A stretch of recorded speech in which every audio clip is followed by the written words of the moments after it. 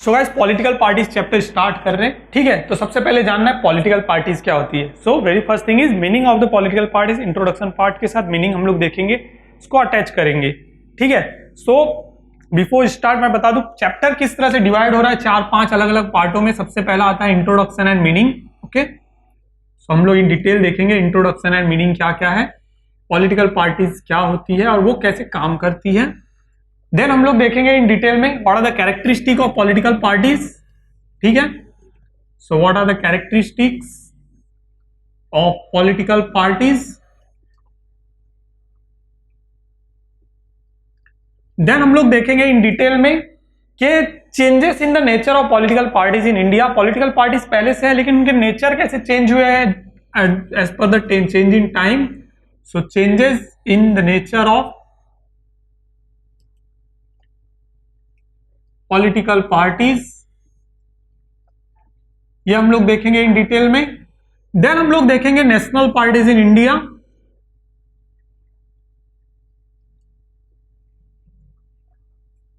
And हम लोग उसके बाद देखेंगे रीजनल पार्टीज। ठीक है, so national parties mean the parties जो कि नेशनल लेवल पे काम करती है, जो एक पर्टिकुलर स्टेट पर्टिकुलर रीजन को नहीं पकड़ती है। Regional parties are those parties जो कि एक पर्टिकुलर रीजन और पर्टिकुलर एरियाज के अंदर ही काम करती है।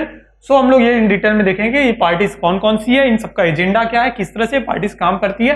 तो ये सारी चीजें इन डिटेल में देखेंगे। तो सबसे पहले हम लोग देखते हैं what are the introduction and meaning, political parties होती क्या है। सो हमने अपने सराउंडिंग में देखा होगा हमेशा, डेमोक्रेटिक नेशन के अंदर हम लोग रह रहे। डेमोक्रेटिक नेशन में इलेक्शंस रेगुलर इंटरवल पे होते हैं, जो हमने लास्ट चैप्टर्स में देखे। डेमोक्रेटिक नेशन में एज पर द डेमोक्रेसी उसको कंटिन्यूसली स्टेब्लिश करने के लिए इलेक्शन होने हैं। तो क्या होगी, पॉलिटिकल पार्टीज होगी।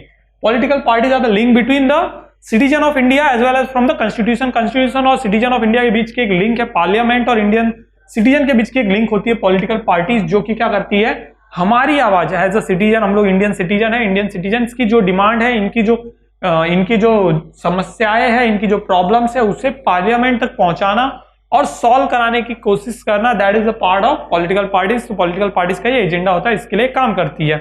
ठीक है, अब पॉलिटिकल पार्टीज होती क्या है, तो हम अपने सराउंडिंग में देखते हैं हमेशा बहुत सारे ऑर्गेनाइजेशन होते हैं, बहुत सारे इंस्टीट्यूशन होते हैं। वो क्या करते हैं, पब्लिक वेलफेयर के लिए काम करते हैं।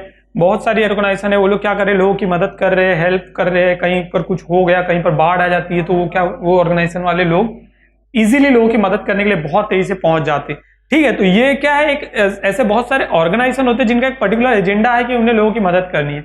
किसी ऑर्गेनाइजेशन का एजेंडा है कि उन्हें ये करना है, उन्हें वो करना है, उन्हें लोगों की हेल्प करनी है। कोई सिर्फ एजुकेशन सेक्टर के लिए काम कर रहा है, कोई सिर्फ हेल्थ सेक्टर के लिए काम कर रहा है, सिर्फ स्पेशली हेल्थ सेक्टर के लिए काम कर रहा है। कोई इंस्टीट्यूशन क्या करता है, चैरिटेबल ट्रस्ट है, वो सिर्फ चैरिटी के लिए काम करता है, चैरिटी किसी भी सेक्टर में देने के लिए रेडी है, तो चैरिटेबल ट्रस्ट हो गया। ऐसे ही जैसे बहुत सारे ये सब ऑर्गेनाइजेशन है, इसमें से कुछ ऑर्गेनाइजेशन क्या करते हैं, वर्क तो ये सारी चीजें कर रहे हैं, बट उनका एक मेन एजेंडा क्या होता है, पॉलिटिकल पावर को पाना। ठीक है, सो ऐसे ऑर्गेनाइजेशन जो बहुत सारे वर्क कर रहे हैं, बट उनका मेन एम क्या होता है, पॉलिटिकल पावर को पाना, to be in the government, to be the form government को फॉर्म करना, गवर्नमेंट में अपना हिस्सा बनाना, गवर्नमेंट में साझेदारी के साथ सरकार बनाना, ये जिसका एक एजेंडा होता है। ऐसे जो भी ऑर्गेनाइजेशन होते हैं उन्हें कहा जाता है पॉलिटिकल पार्टी। तो पार्टीज जिसका मेन एजेंडा क्या होगा, पॉलिटिकल पावर पाना, to be in the government और टू फॉर्म द गवर्नमेंट। ठीक है, सो ऐसी पार्टीज, ऐसे ऑर्गेनाइजेशन को क्या कहा जाता है, political parties. So introduction part के साथ हमने देखा मीनिंग पॉलिटिकल पार्टीज की क्या होती है। So what are the major characteristic of political parties, क्या स्पेसिफिक कैरेक्टरिस्टिक्स होते हैं जिससे हमें पता चलेगा कि ये ऑर्गेनाइजेशन जिसकी बात हम लोग कर रहे हैं, कोई भी एक ऑर्गेनाइजेशन है, सो पॉलिटिकल पार्टीज है। तो सबसे पहला वेरी इंपॉर्टेंट फीचर्स जो इसमें आ जाता है, that is to be in power. Okay, so guys मैंने जैसे आपको बताया ऑर्गेनाइजेशन तो बहुत सारे हैं, बहुत सारे एनजीओ होते हैं, नॉन गवर्नमेंट ऑर्गेनाइजेशन, जो स्पेसिफिकली क्या है, लोगों की मदद करने के लिए काम करे। उनका कोई और दूसरा एजेंडा नहीं होता लोगों की मदद करने के पीछे। चैरिटेबल ट्रस्ट है, चैरिटेबल इंस्टीट्यूशन होते हैं, एजुकेशन इंस्टीट्यूट होते हैं, बहुत सारे हॉस्पिटल्स होते हैं जो सिर्फ चैरिटी लेवल पे काम करते हैं। उनका कोई और एजेंडा नहीं होता स्पेसिफिकली किसी पॉलिटिक्स में आना और ऐसा। ठीक है, सो ऐसे ऑर्गेनाइजेशन जो है उन्हें एनजीओ कहते हैं। बट जो ऑर्गेनाइजेशन है जिनका स्पेसिफिक कैरेक्टरिस्टिक होता है टू बी इन पावर, जिन्हें पावर पाना है, कैसा power, political power, to be in power. Political power पाने के लिए जो ऑर्गेनाइजेशन काम कर रहे हैं, स्पेसिफिकली उनका जो मोटो है मेन ऑब्जेक्टिव है वो क्या है, to be in power, to be in political power. तो पॉलिटिकल पावर के लिए जो ऑर्गेनाइजेशन काम कर रहे हैं वो है पॉलिटिकल पार्टीज, सबसे पहला और वेरी इंपॉर्टेंट कैरेक्टरिस्टिक। अब क्या होता है कि अलग अलग पार्टीज है, अलग अलग पार्टीज के बीच में क्या होता है, कंपटीशन होते रहता है सिर्फ पॉलिटिकल पावर को पाने के लिए। वो पार्टी सोचती है मैं पावर में आऊं, सेकंड पार्टी सोचती है मैं पावर में आऊं, और थर्ड पार्टी और रहेगी वो सोचती है मैं पावर में आऊं। तो इस तरह क्या इनके बीच में आपस में क्या होता है, पावर को पाने के लिए, उसको क्या होता है, पॉलिटिकल पावर को पाने के लिए इनके बीच में क्या होता रहता है, कंपटीशन, और ओवर अ टाइम होते ही रहता है, हमेशा चलते ही रहता है। तो क्या होना चाहिए, as per the constitution, as per the democratic nation, जो उसके जो प्रोविजन है उसके अकॉर्डिंगली क्या होना चाहिए, सारी चीजें फेयर होनी चाहिए, फेयर होनी चाहिए, किसी तरह का कोई गलत तरीका यूज नहीं होना चाहिए इनके कंपटीशन के बीच में। तो कंपटीशन अगर फेयर हो रहा है तो it's legal. Okay, so to be in power पहला कैरेक्टरिस्टिक, सबसे important characteristic. Then second one क्या होता है, so that is to pursue an ideology. Pursue means किसी specific sentence, specific objective, specific aim को लेकर चलना। Ideology means thought process, thinking process जो हमारा है। तो एक स्पेसिफिक थॉट प्रोसेस जिसे विचारधारा कहा जाता है, एक स्पेसिफिक विचारधारा के पर काम करना, दैट इज आइडियोलॉजी। तो वही है टू परस्यू एन आइडियोलॉजी। तो ये again a very important characteristic of political parties in India. So to pursue an ideology का मतलब है एक स्पेसिफिक थॉट प्रोसेस को परस्यू करना, उसी को कंटिन्यूसली एक लॉन्ग टाइम तक लेके चलना, और उस थॉट प्रोसेस के ऊपर उस आइडियोलॉजी के बेस पे अपनी पार्टी का क्या करना, एडवर्टाइज करना, प्रमोट करना। सो that is the second very important characteristic of political party. तो आइडियोलॉजी यानी एक स्पेसिफिक विचारधारा, जैसे कि हम लोग बहुत सारी अलग अलग पार्टीज का देख सकते हैं, हम लोग इन डिटेल में देखेंगे आइडियोलॉजी क्या है, और जितनी भी पार्टियां उनकी आइडियोलॉजी क्या है वो इन डिटेल में हम लोग नेशनल पार्टीज और रीजनल पार्टीज में देखेंगे। तो ऐसी एक स्पेसिफिक विचारधारा होती है। अभी जैसे हमें हमारे चैप्टर में ही बताया, एक पर्टिकुलर पार्टी, रीजनल पार्टी में जो हम लोग देखेंगे, शिवसेना के बारे में डिटेल में इंफॉर्मेशन हमारी बुक में दी गई है। सो जब उसकी इंफॉर्मेशन में हम लोग देखेंगे, उनकी आइडियोलॉजी है कि हमें क्या करना है, मराठा जो एक स्पेसिफिक कास्ट है मराठा, सो मराठी पीपल जो मराठा होते हैं, तो उनको क्या करना है, सिक्योर करना है, उनको सेव करना है। रीजनल जो हमारे लोग हैं, मतलब मराठी यानी महाराष्ट्रियन जो पीपल है, वो रीजनल लोगों की हेल्प करना, उनको सिक्योर करना, मतलब उनकी जॉब सिक्योर करना, उनके एम्प्लॉयमेंट सिक्योर करना और उनको बचाना, ये हमारा एक एजेंडा है। तो वो उनकी आइडियोलॉजी है, उस आइडियोलॉजी में वो लोग काम कर रहे हैं। तो शिवसेना जो है रीजनल पार्टी है, तो वो रीजनल लेवल पे, महाराष्ट्र लेवल पे सिर्फ मराठा पीपल को टारगेट करके उन्हीं की आइडियोलॉजी को परस्यू कर रही है। ओके, सो जिस तरह से आइडियोलॉजी प्रिपेयर हो रही है, अकॉर्डिंगली क्या होती है, आइडियोलॉजी के बेस पे क्या होता है, एजेंडा बनता है। आइडियोलॉजी जो है वो क्या होता है, कभी कभी थ्रू अ टाइम थोड़ी थोड़ी चेंज होती जाती है, बट एजेंडा जो है वो एक लॉन्ग टर्म ऑब्जेक्टिव हो जाता है कि जो हमारा बेस बन जाता है, जो हमारी ताकत बन जाता है, जो हमारी पहचान बन जाता है। तो एवरी पॉलिटिकल पार्टी जो है उसकी आइडियोलॉजी होती है, और उस आइडियोलॉजी के बेस पे क्या हो जाता है, उसका एक एजेंडा बन जाता है, and that agenda be the पहचान, that agenda be the identity of that political party. Okay, so what is the agenda, to have a party agenda. जो थर्ड फीचर है very important, to have a party agenda. ठीक है, so guys party का क्या specific agenda होना चाहिए, और वो एजेंडा किसके बेस पे होता है, आइडियोलॉजी के बेस पे।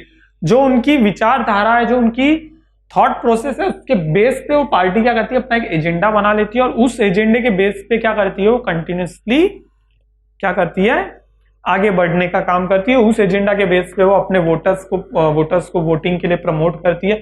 उस एजेंडा के बेस पे वो पार्टी क्या है, अपना वोट पाना चाहती है, अपनी गवर्नमेंट बनाना चाहती है, मतलब इलेक्शन, इन शॉर्ट हम लोग कहें तो इलेक्शन जीतना चाहती है, स्पेसिफिक किसी ना किसी एजेंडा को पकड़ के उस एजेंडा के बेस पे। सो ऐसे अलग अलग पॉलिटिकल पार्टीज है, जो भी हम लोग देखेंगे इन डिटेल में, क्या एवरी पार्टी का पार्टी एजेंडा क्या है, तो अकॉर्डिंगली जो उनकी आइडियोलॉजी होगी उसी बेस पे उनका एजेंडा प्रिपेयर होगा। और हर पार्टी का अलग अलग एजेंडा है। कोई पार्टी सेक्योरिज्म के बेस पे काम कर सकती है, कोई पार्टी रीजियोलॉजी के बेस पे काम करेगी, कोई पार्टी लैंग्वेज बेस पे भी काम करती है, जो सिर्फ स्पेसिफिक किसी लैंग्वेज को बचाने के लिए काम कर रही है स्पेसिफिक। कोई पार्टी जो है वो डेवलपमेंट को अपना एजेंडा बना लेती है।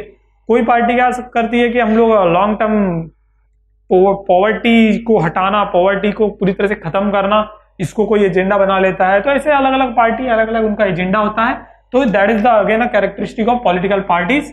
ठीक है, इसके बाद हम लोग देखते हैं इन डिटेल में कि फोर्थ कैरेक्टरिस्टिक क्या है।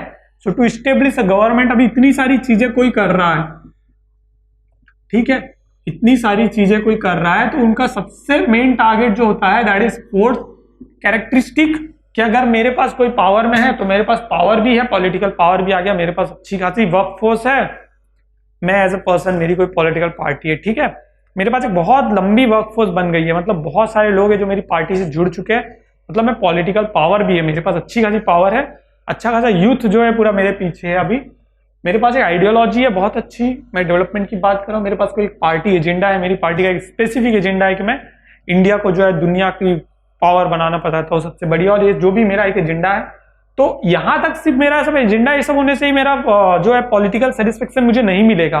मुझे पॉलिटिकल सेटिस्फेक्शन कब मिलेगा? जब मैं कहीं पर अपनी गवर्नमेंट स्टेब्लिश करता हूं। Okay, so very important characteristic जो मैं बोलूंगा पॉलिटिकल पार्टीज का होता है, जो फीचर्स होता है, जो उनका सबसे बड़ा मोटो होता है, ऑब्जेक्टिव होता है, that is establish a government.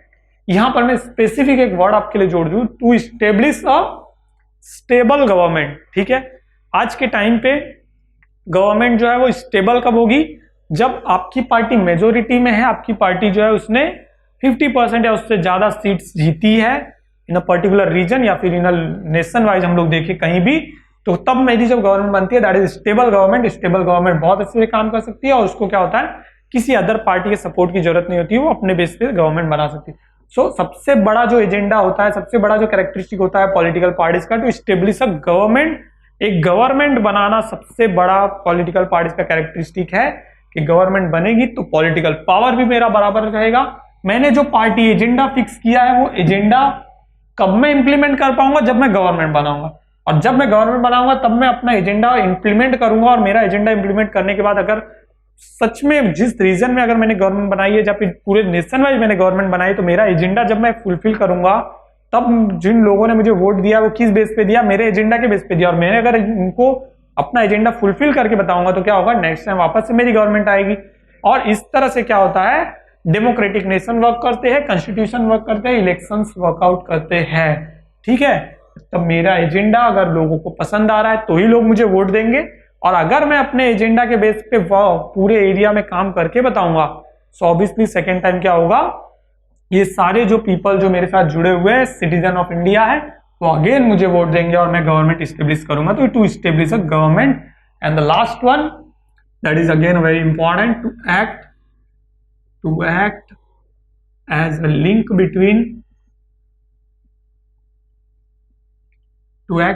Between the government and the people.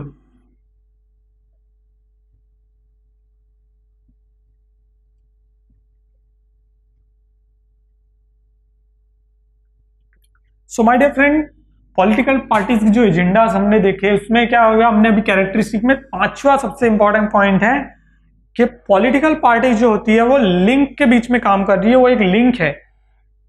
जो people means the I, means the citizen of India, and government क्या होता है, सारी पॉलिटिकल पार्टीज तो गवर्नमेंट नहीं बना सकती, गवर्नमेंट बनाई एक पॉलिटिकल पार्टी ने, उसके बाद भी क्या है, मेरी समस्या मतलब मैं एक सिटीजन ऑफ इंडिया हूं, मेरी जो प्रॉब्लम्स है वो अभी अगर मुझे किसी को बतानी है तो क्या होगा, मेरी प्रॉब्लम जो है जो पॉलिटिकल पार्टीज है वो गवर्नमेंट तक पहुंचाती है। मतलब सिटीजन ऑफ इंडिया और गवर्नमेंट के बीच की लिंक कौन है, ये पॉलिटिकल पार्टीज ही है। पॉलिटिकल पार्टीज ही है जो हमारी बात को पार्लियामेंट तक पहुंचाती है, पॉलिटिकल पार्टीज ही है जो हमारी बात को जो अभी गवर्नमेंट है उस तक पहुंचाती है। तो ये जो है पॉलिटिकल पार्टी लिंक की तरह काम करती है गवर्नमेंट और पीपल के बीच में। ठीक है, अब हम लोग इन डिटेल देखते हैं कि क्या क्या चेंजेस हुए पॉलिटिकल पार्टीज के नेचर में थ्रू आउट द टाइम। ठीक है,